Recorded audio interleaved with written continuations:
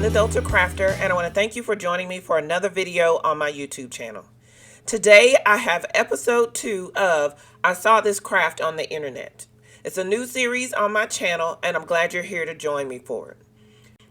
So I saw where a crafter took some dies and made a see-through shaker tag for the holidays. So I'm going to be making one today using the dies that you see here. So I'm using the Snowflake Infinity dies from Hero Arts, as well as their nesting circle dies.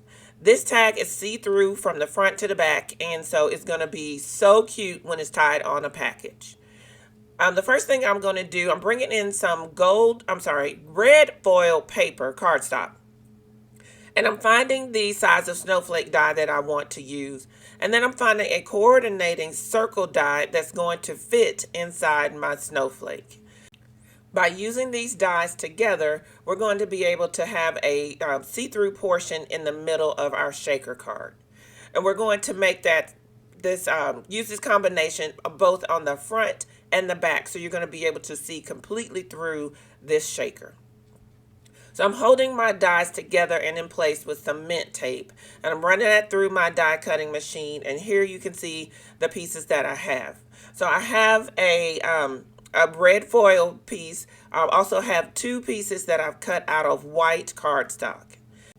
I also cut the whole snowflake out of some acetate in order to create our see-through portion that's going to hold our shaker bits in place when we assemble everything together. So now I'm just going to use some Barely Arts liquid glue, and I'm going to glue the red foil and one of the white pieces together. I want the front of my shaker card to be a little bit more sturdy, so I'm just going to glue a couple of layers together. Though these dies look symmetrical, they actually aren't 100% symmetrical. So if you're using some dies like this or this exact set, make sure that you're paying really close attention when you're aligning your parts and pieces, because they may vary just a little bit. That's what happened here. So I had to, luckily because I was using the liquid glue, I was able to peel the 2 pieces of cardstock apart and reassemble them in the correct way. Next up is time to add the acetate sheet.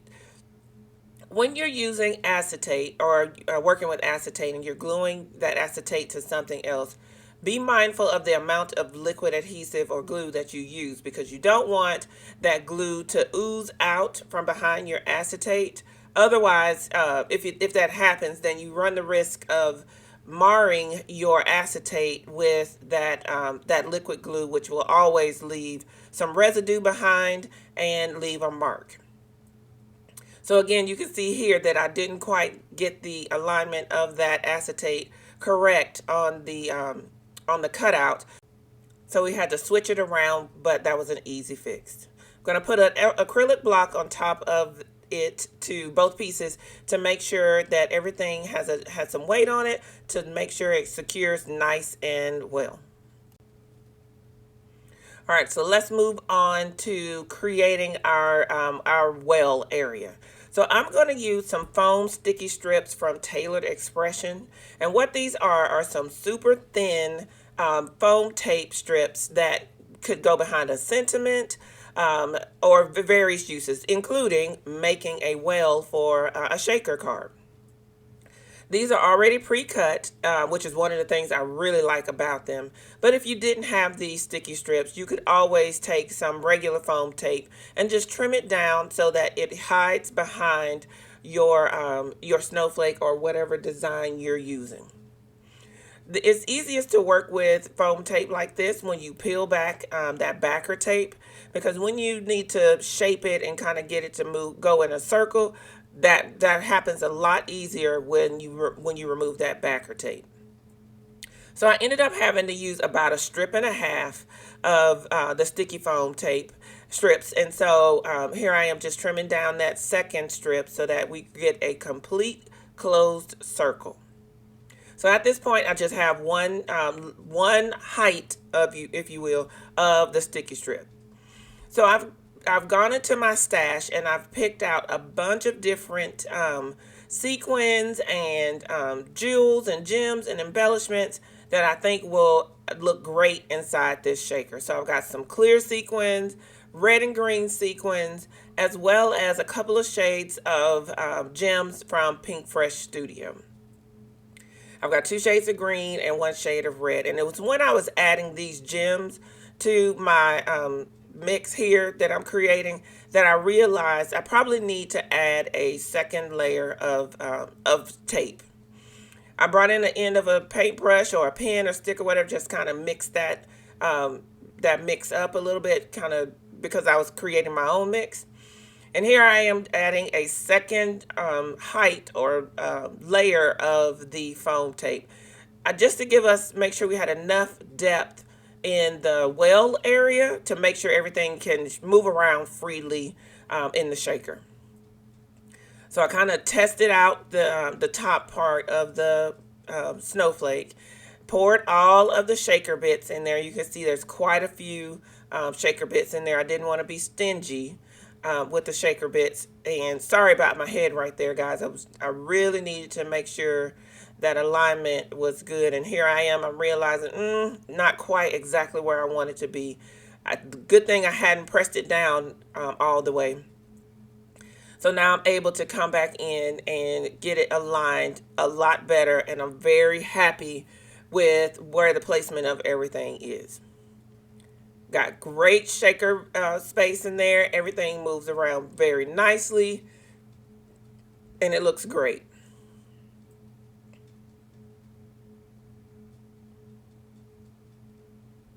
So off camera, I went ahead and cut out the word Mary from the Mary Stamp and Cut set from Hero Arts. You can use whatever sentiment you may want to add to your shaker tag, or whatever you may have on hand. I went ahead and cut this Mary out 3 times, and now I'm just using some dots of glue along this sentiment because it is very dainty and thin. And so I've just put some dots of glue along there so I can easily stack all 3 layers of this sentiment up.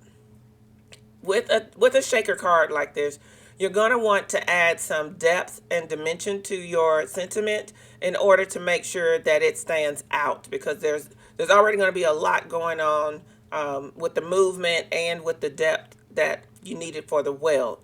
So just keep that in mind as you're creating. So I went into my stash and found some coordinating ribbon. Because the snowflake is red, I decided to go with a pretty green ribbon that also has a sheer edge. So that kind of sheer edge plays off of the see-through portion of the snowflake tag. I probably should have punched the holes before I assembled everything, but I did not. So here we go, bringing in a hole punch to punch some holes in the top or the front of the tag as well as the back of the tag. And then I'm going to just feed my ribbon through those holes in order to create the hanger. So this shaker tag can actually be an ornament once you've used it as a tag, or it could be an ornament to begin with. It has multiple purposes, and I really like when I create things that have that can be used and have a longer life. So I've threaded that ribbon through both sides, and I'm just going to tie a simple knot at the top of the ribbons and create the tag. This can be used on a gift. It can be used on a gift bag. It can be used on a wine bottle. I mean, there's lots of ways to use these tags when you create them. So we've gotten our ribbons tied. I'm going to trim up the ends just a little bit, just because I'm not a fan of the frayed edges. So I wanted to make that a little bit cleaner and sharper. So now I'm going to just, again, put some little dots of glue on the back of this dainty sentiment. And I'm going to use my tweezers to figure out exactly where I want this sentiment to be. That red foil cardstock will show any glue residue, so you just want to make sure that you get it right the first time. And with that, this shaker tag is complete. I really love the way it came together. I love all the colors, and the translucence of the gems from Pinkfresh Studio really make the see-through portion stand out even more. As always, you can find me on Instagram and Facebook at The Delta Crafter, as well as on my website, thedeltacrafter.com. I hope you guys have enjoyed this episode of I Saw This Craft on the Internet. And until next time, everyone, enjoy! Happy holidays!